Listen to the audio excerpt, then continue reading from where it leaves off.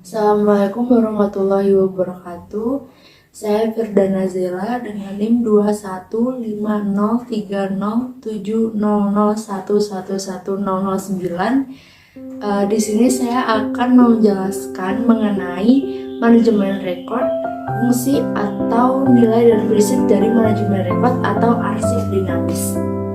Nah, pada setiap organisasi atau instansi pasti memiliki rekor di dalamnya. Lalu dalam pengelolaan arsip terdapat 4, yakni yang pertama penciptaan, penggunaan, pemeliharaan, dan penyusutan. Terdapat kalimat yang mengatakan bahwasanya rekor itu berbeda dengan dokumen. Namun ada juga yang mengatakan bahwa semua rekor itu dapat dikatakan sebagai dokumen dan sebaliknya, dokumen belum tentu bisa dikatakan sebagai rekor. Apa sih maksudnya dari rekor itu? Nah, rekor merupakan terjemahan dari bahasa Inggris records dan dalam bahasa Indonesia dikenal sebagai arsip dinamis. Secara etimologis, arsip itu berasal dari istilah Yunani atau arche yang memiliki arti perantara. Arti ini kemudian mengalami perkembangan sehingga mencakup juga jabatan, fungsi, atau kekuasaan. Lalu perubahan selanjutnya menghasilkan istilah archeon yang berarti tempat menyimpan bakat atau balai kota. Setelah itu, kata archeon juga mengalami perubahan yang kemudian kita kenal dengan istilah arsip atau archive dalam bahasa Inggris. Namun, ada beberapa organisasi yang menyebut arsip dengan istilah dokumen. Dokumen tersebut berisikan mengenai kegiatan atau aktivitas yang ada dalam organisasi sehingga dapat digunakan sebagai bukti. Rekor terbagi menjadi 2, yakni rekor aktif dan juga rekor inaktif. Rekor aktif itu merupakan rekor yang frekuensi atau tingkat penggunaannya masih tinggi dan bisa diakses lebih dari 2 kali dalam 1 tahun. Lalu rekor non-aktif itu merupakan rekor yang jarang sekali digunakan, namun tetap disimpan karena untuk keperluan dalam memenuhi persyaratan retensi sesuai dengan undang-undang. Lalu fungsi dari manajemen rekor atau arsip dinamis itu apa? Jadi fungsi dari manajemen rekor dan arsip dinamis ini digunakan oleh organisasi sebagai pengambilan keputusan atau melakukan kegiatan. Lalu rekor itu akan selalu digunakan sebagai bukti kegiatan atau aktivitas secara efektif yang telah dilakukan oleh organisasi. Nah, lalu rekor dapat juga dijadikan sebagai tempat dokumentasi informasi atau aktivitas yang menjalankan suatu organisasi. Lalu menurut Rix 1992, rekor memiliki kepentingan bagi organisasi yang menciptakan rekor tersebut. Maksudnya adalah rekor yang ada berisikan banyak kejadian atau peristiwa yang terjadi pada organisasi, seperti strategi bisnis, kebijakan dan keputusan, job deskripsi, rencana mekanisme kerja, target produksi, dan catatan penting. Lalu terdapat 6 media penyimpanan rekor menurut Kennedy. Yang pertama adalah kertas, mikrofilm atau elektronik. Lalu yang kedua, dokumen atau berkas peta, cetak biru, gambar, font, dan sebagainya. Yang ketiga, data yang berasal dari sistem bisnis, dokumen yang diproses dengan program pengolahan kata, lembaran elektronik seperti spreadsheet, surat elektronik seperti email, dan citra digital seperti digital image. Lalu yang keempat ada audio dan video. Yang kelima, dokumen tulisan tangan. Dan yang terakhir ada record yang tidak terstruktur seperti surat bersyarat atau yang berstruktur seperti formulir. Lalu nilai-nilai yang terkandung dalam record itu ada apa aja? Nilai yang terkandung dalam record itu terbagi menjadi 4. Yang pertama ada nilai administratif, yakni dalam nilai administratif ini record dapat membantu para pekerja atau karyawan dalam organisasi, perusahaan, atau lembaga pemerintahan. Contoh record ini adalah pedoman, prosedur dan kebijakan, buku pedoman, dan bagan struktur organisasi. Lalu yang kedua ada nilai fiskal. Record digunakan dan dimanfaatkan dalam membantu menjalankan kegiatan bisnis atau transaksi keuangan dalam bisnis.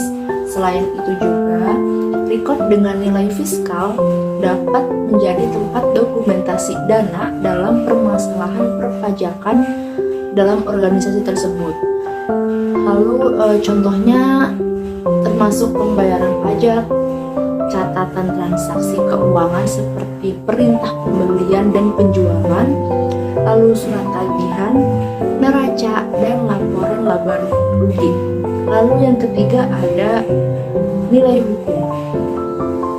Sesuai dengan nilai fiskal record, di mana record dapat membantu menjalankan kegiatan bisnis dan sebagai bukti keuangan dalam organisasi. Sehingga record dengan nilai hukum ini maksudnya record dapat dijadikan bukti transaksi aktivitas keuangan atau bisnis dalam suatu organisasi atau lembaga. Nah, contohnya seperti kontrak, perjanjian keuangan yang mengikat secara hukum, lalu bukti kepemilikan harta kekayaan, dan akta pendirian perusahaan. Lalu yang terakhir ada nilai sejarah. Record mengandung nilai sejarah karena record merupakan sebuah bukti catatan mengenai awal hingga akhir dari suatu organisasi. Jadi menggambarkan perkembangan organisasi dari awal dibangun organisasi hingga tutupnya organisasi tersebut. Lalu contohnya seperti notulen rapat, anggaran dasar dan rumah tangga perusahaan, lalu dokumen hubungan masyarakat, informasi tentang pejabat perusahaan termasuk dalam kategori nilai sejarah. Bahkan seperti naskah teks proklamasi kemerdekaan Republik Indonesia 1945 dan juga surat perintah 11 Maret atau Super Semar. Lalu juga desain gambar asli dari Candi Borobudur. Desain gambar asli dari Candi Borobudur juga termasuk ke dalam rekod bernilai sejarah. Kalau karakter dari rekod itu karakter dari arsip tersebut terdapat 4. Yang pertama ada respectus font atau provenance, yakni artinya asal usul. Maksud dari prinsip ini ialah memelihara arsip. Berdasarkan prinsip ini, respectus font atau provenance record dikelompokkan berdasarkan awal mula atau sejarah dari organisasi. Nah, dalam tujuan manajemen kearsipan, istilah dari kelompok ini akan bervariasi. Biasanya disebut sebagai grup arsip atau grup rekod. Lalu yang kedua ada karakter organik. Setiap dokumen dalam berkas itu saling berhubungan atau berkaitan. Lalu yang ketiga ada karakter official arsip. Dalam arsip terkandung nilai hukum di mana arsip tersebut harus dilindungi. Jadi yang melindungi arsip itu adalah penciptanya agar tidak terjadi kebocoran atau tidak adanya kerusakan yang dialami oleh arsip tersebut yang disebabkan oleh individu-individu yang tidak bertanggung jawab. Lalu yang terakhir ada sifat unik dari arsip. Nah, keunikan dari arsip ini adalah ia hanya bersifat tunggal. Arsip merupakan berkas atau dokumen yang ada atau terakumulasi di mana isi dari arsip ini berhubungan dengan transaksi, kegiatan spesifik, atau transaksi administrasi. Arsip memiliki 2 dasar prinsip.